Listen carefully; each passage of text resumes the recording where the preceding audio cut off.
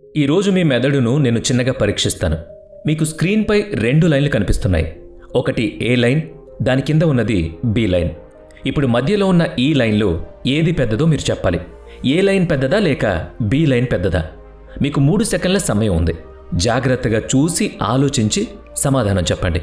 మీలో చాలామంది line B అనుకుని ఉంటారు, కానీ వాస్తవానికి లైన్ ఏ, లైన్ బి రెండూ సమానంగా ఉంటాయి. ఇది ఎలా సాధ్యం? అంటే మీరు లైన్ల పొడవును చూస్తే రెండూ సమానంగా ఉంటాయి, వాటి చివర మాత్రమే తేడా ఉంటుంది. అంటే మీరు పై రేఖను జాగ్రత్తగా చూస్తే దాని చివరలు మూసివేయబడ్డాయి. దీనివల్ల ఆ లైన్ మీకు చిన్నగా కనిపిస్తుంది. అయితే దిగువ రేఖ చివరలు ఓపెన్గా ఉన్నాయి. దీని కారణంగా ఆ లైన్ మీకు పెద్దదిగా కనిపిస్తుంది. అదే నార్మల్ మెదడుకి మరియు సూపర్ తెలివైన మెదడుకి మధ్య వ్యత్యాసం.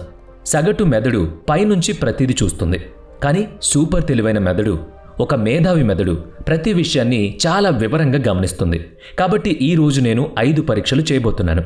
వాటి సహాయంతో మీ మెదడు సగటు మెదడునా లేక సూపర్ తెలివైన మెదడు అనేది తేలిపోతుంది. దాంతోపాటు మీకు మీ ఐక్యూ గురించి కూడా తెలిసిపోతుంది. దానికి ముందు నేను మీకు ఒక ఆసక్తికరమైన కథను చెబుతాను. ఇది ఆల్బర్ట్ ఐన్స్టీన్ కథ. చాలా సంవత్సరాల క్రితం ప్రపంచంలోనే అత్యుత్తమ శాస్త్రవేత్తగా పేరుగాంచిన ఆల్బర్ట్ ఐన్స్టీన్ మరణించినప్పుడు ఒక వైద్యుడు అతని మెదడును దొంగిలించాడు. అతను ఆ మెదడును తదుపరి 40 సంవత్సరాల పాటు అధ్యయనం చేశాడు. అంటే దానిపై పరిశోధన చేశాడు. ఆ పరిశోధన ద్వారా ప్రపంచాన్ని కుదిపేసే అనేక రహస్యాలు, వాస్తవాల గురించి తెలుసుకున్నాడు. ఐన్స్టీన్ మెదడులో 20% కంటే ఎక్కువగా పెరిగినటువంటి కొన్ని భాగాలున్నాయని అతను గమనించాడు. దాని కారణంగా ఐన్స్టీన్ సాధారణ వ్యక్తి కంటే ఎక్కువ ఆలోచించగలడు, మరింత సృజనాత్మకంగా ఉండగలడు, అన్ని విషయాలపై చాలా సులభంగా దృష్టి పెట్టగలుగుతాడు. అదే వైద్యుడు అలాంటి మెదడు ఐన్స్టీన్కు మాత్రమే చెందింది కాదని కూడా చెప్పాడు. ఈ ప్రపంచంలో చాలామంది ఇటువంటి మెదడును కలిగి ఉంటారని, కానీ వారి మెదడు అలా ఆలోచించగలదని వాళ్లకు తెలియదని చెప్పాడు. ఈ సన్నివేశం తర్వాత చాలామంది వైద్యులు కలిసి దీనికి సంబంధించిన 5 దశలను తయారు చేశారు. దాని సహాయంతో ఒక వ్యక్తి ఎంతటి మేధావి అనేది కనుక్కోవచ్చు. అందులో మనం 5 పరీక్షలను అటెంప్ట్ చేయాలి. అందులో మొదటి పరీక్షను పర్సనాలిటీ టెస్ట్ అంటారు. ఇప్పుడు పర్సనాలిటీ టెస్ట్లో ఏం జరుగుతుందంటే, ప్రాథమికంగా మిమ్మల్ని 4 ప్రశ్నలు అడుగుతారు. ఆ 4 ప్రశ్నలకు మీరు ఇచ్చే సమాధానాల ప్రకారం మీ మెదడు ఎటువంటి రకమో మీకు చెబుతారు. నేను ఈరోజు అదే 4 ప్రశ్నలు అడుగుతాను. వాటిలో మొదటి ప్రశ్న ఇది: మీరు ఒక రోడ్డుపై వెళుతున్నారని ఊహించుకోండి. ఆ సమయంలో ఎవరైనా మీ వద్దకొచ్చి ఈ రోడ్డు నుంచి వెళ్ళొద్దు, మరొక రోడ్డు నుంచి వెళ్ళు అని అన్నారనుకోండి. అప్పుడు మీకు 2 ఆప్షన్స్ ఉంటాయి. అతను చెప్పేదానికి మీరు అంగీకరించడం, లేదా నేను ఈ రోడ్డు నుంచి ఎందుకు వెళ్ళకూడదు అని మీరు అతన్ని అడిగే ప్రశ్న. మీరు ఏ ఎంపిక చేసుకుంటారు? ఆప్షన్ ఏ లేదా ఆప్షన్ బి? ఇప్పుడు మీరు ఆప్షన్ బిని ఎంచుకున్నట్లయితే, నేను ఈ రోడ్డు నుంచి ఎందుకు వెళ్ళకూడదు అనే ప్రశ్నను మీరు అతన్ని అడిగుంటే మీకు జీనియస్ మెదడు ఉండొచ్చు అని అర్థం. ఎందుకంటే అందరూ శాస్త్రవేత్తలు చాలా వరకు ఎవరైనా తమతో మాట్లాడడానికి వచ్చినప్పుడల్లా వారు ఎల్లప్పుడూ ప్రశ్నలు అడిగేవారని అధ్యయనాలు చెబుతున్నాయి.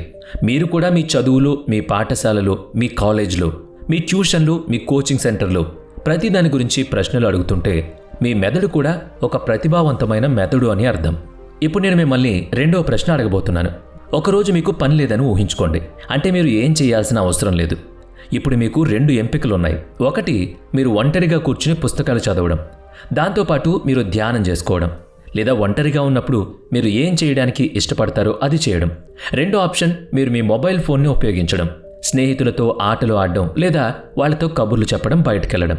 మీరు ఏ ఎంపికను ఎంచుకోబోతున్నారు? ఇప్పుడు మీరు ఆప్షన్ ఏని ఎంచుకుంటే ఒంటరిగా ఉండడానికి ఇష్టపడే వాళ్ళందరూ ఒంటరిగా కూర్చుని విషయాల గురించి ఆలోచించడానికి ఇష్టపడతారు. అటువంటి వ్యక్తుల మెదడు ఇతర వ్యక్తుల కంటే చాలా గొప్పగా ఉంటుంది. అయితే మీరు 2వ ఎంపికను ఎంచుకుంటే మీరు బయటకు వెళ్ళి మొబైల్ ఫోన్లో గేమ్స్ ఆడాల్సి వస్తే మీ మెదడు కూడా సగటు వ్యక్తిలా ఉంటుందని అర్థం. నిజానికి శాస్త్రవేత్తలు తమలో తాము మాట్లాడుకునేవారని గమనించబడింది. ప్రపంచంలో చాలామంది వాళ్ళను పిచ్చి వాళ్ళని కూడా అంటూ ఉంటారు. అంటే వాళ్ళ మెదడు ఎక్కువ ఆలోచించే చురుగ్గా ఉంటుంది కాబట్టి వాళ్ళు రెస్ట్ లేకుండా ఆలోచిస్తారట. ఇక ఇప్పుడు 3వ ప్రశ్న, వ్యక్తిత్వ పరీక్షలోని 3వ ప్రశ్న ఇది. ఊహించుకోండి, మీరు రాబోయే 7 రోజులు ఎక్కడికైనా బయటకు వెళ్ళాలి. మీరు 7 రోజులు వేర్వేరు ప్రదేశాలకు వెళ్ళాలి. కాబట్టి మీరు 7 రోజులు వేర్వేరు బట్టలు ధరిస్తారా, లేదా మొత్తం 7 రోజులు ఒకటే బట్టలు ధరిస్తారా? మీరు ఏ ఎంపికను ఎంచుకుంటున్నారు? మీరు 7 రోజులు ఒకే బట్టలు ధరించే 2వ ఎంపికను ఎంచుకుంటే మీరు ఒక మేధావి అని అర్థం. అవును, ఇది విని మీరు ఆశ్చర్యపోతూ ఉండొచ్చు. కానీ బిల్ గేట్స్, మార్క్ జూకర్బర్గ్ వంటి శాస్త్రీయంగా గొప్ప వ్యక్తులపై ఏ పరిశోధన చేసినా వీళ్ళందరూ ఎల్లప్పుడూ కూడా ఒకే రకమైన టీషర్ట్స్ ధరిస్తారు, ఒకే రకమైన ప్యాంట్ ధరిస్తారు. ఇది వాళ్ళ టేస్ట్. మీరు ఎక్కడ చూసినా, అంటే మీరు వాళ్ళని ఏ ఇంటర్వ్యూలో చూసినా వాళ్ళు ఎల్లప్పుడూ ఒకే ప్యాటర్న్ని ఫాలో అవుతూ ఉంటారు. వాళ్ళు వేరే బట్టలు ధరించరు. దీని వెనుక కూడా చాలా పరిశోధనలు జరిగాయి. మేధావి మెదడు ఉన్న వ్యక్తులు ఒకే రకమైన దుస్తులను ఎక్కువగా ధరించడానికి ఇష్టపడతారు. ఎందుకంటే దుస్తులను సెలెక్ట్ చేసుకోవడానికి వాళ్ళు టైం వేస్ట్ చేయరు. ఇప్పుడు మనం 4వ ప్రశ్న చూద్దాం. 4వ ప్రశ్న చాలా పెద్ద అధ్యయనం. ఈ అధ్యయనంలో సగటు లేదా సగటు కంటే తక్కువ రాత ఉన్న వ్యక్తులు శాస్త్రీయంగా తెలివైన వారని, అంటే చాలా మంచి రాత ఉన్న వ్యక్తుల కంటే వాళ్ళు ఎక్కువ తెలివైన వాళ్ళని కనుగొనబడింది. మీ పాఠశాలలో మీరు మంచి రాతలు రాయమని చెప్పి ఉంటారు. కానీ వాస్తవానికి సైన్స్ చెప్పేది ఏంటంటే చెడు రాతలు ఉన్న వ్యక్తులు వారి మనస్సు కంటే తెలివైన వాళ్ళని తేల్చింది. మొత్తానికి ఇవి 4 ప్రశ్నలు. ఈ 4 ప్రశ్నల్లో మీ సమాధానాలన్నీ సరైనవైతే మీరు కూడా మేధావిగా మారచ్చు. మీరు కూడా మేధావిలాగే ఆలోచించవచ్చు. ఇక ఇప్పుడు తదుపరి పరీక్షకు వెళదాం. Image test. ఇప్పుడు చూడండి, మీ ముందు స్క్రీన్పై ఒక చిత్రం కనిపిస్తుంది. ఈ చిత్రంలో ఉన్న పిరమిడ్ పైనుంచి ఎలా కనిపిస్తుందో మీరు చెప్పాలి. మీకు 4 ఎంపికలు ఉంటాయి. మీరు 10 సెకన్లలో A, B, C, D ఎంపిక నుంచి సరైన ఎంపికను ఎంచుకోవాలి. మీ సమయం ప్రారంభమవుతుంది.